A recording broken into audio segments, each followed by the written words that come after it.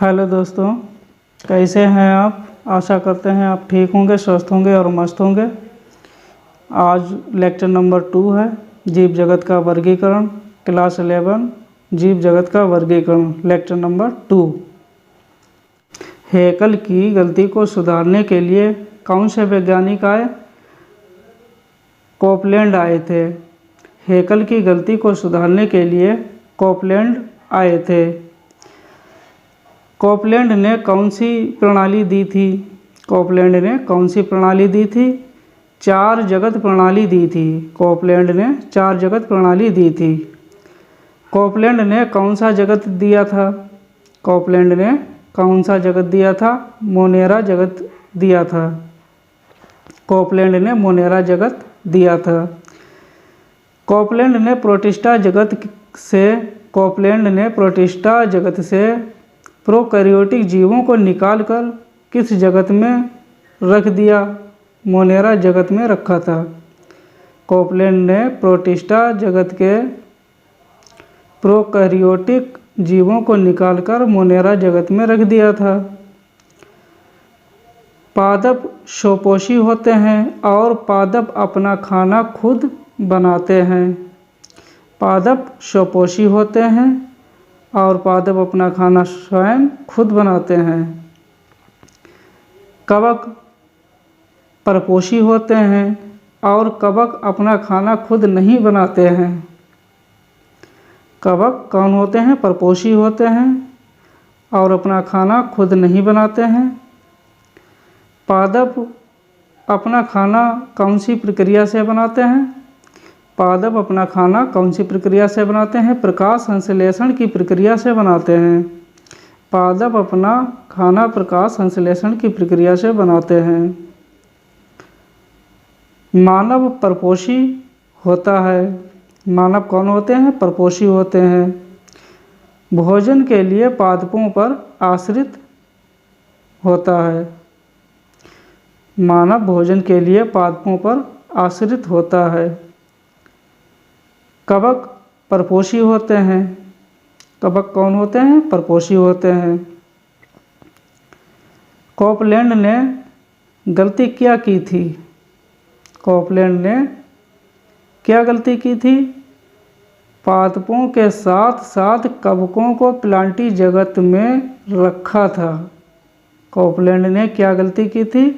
पादपों के साथ साथ कवकों को प्लांटी जगत में रखा था। 5 जगत प्रणाली किसने दी थी? 5 जगत प्रणाली R.H. व्हिटेकर ने दी थी। R.H. व्हिटेकर ने कौन सा जगत दिया था? R.H. व्हिटेकर ने फंजाई जगत दिया था। R.H. व्हिटेकर ने कौन सा जगत दिया था? फंजाई जगत दिया था। R.H. व्हिटेकर ने प्लांटी जगत से कवकों को निकालकर किस जगत में रखा था? R.H. व्हिटेकर ने प्लांटी जगत से कवकों को निकालकर किस जगत में रखा था? फंजाई जगत में रखा था। किस में रखा था? फंजाई जगत में रखा था। R.H. व्हिटेकर ने 5 जगत प्रणाली किस आधार पर दी थी? R.H. व्हिटेकर ने 5 जगत प्रणाली किस आधार पर दी थी? 5 आधार पर दी थी। 5 आधार पर दी थी।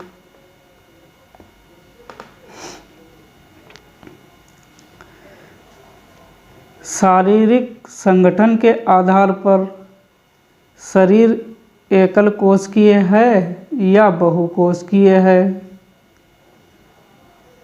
कोशिकीय संरचना के आधार पर कोशिका प्रोकैरियोटिक है या यूकैरियोटिक है?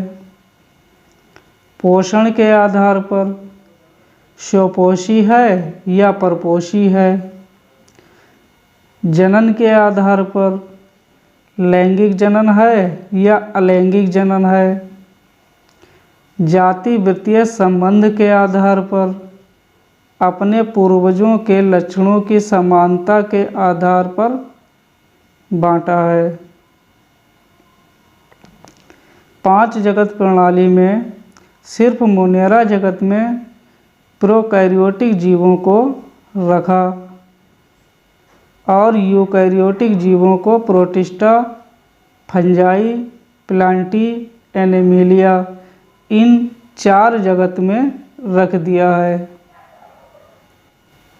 कोशिकाएं मिलकर उत्तक का निर्माण करती हैं और उत्तक आपस में मिलकर अंग का निर्माण करते हैं और अंग मिलकर अंग तंत्र का निर्माण करते हैं और कई अंग तंत्र मिलकर जीवों का निर्माण करते हैं। 6 जगत प्रणाली किसने दी? 6 जगत प्रणाली किसने दी है? कार्ल बुज ने दी है।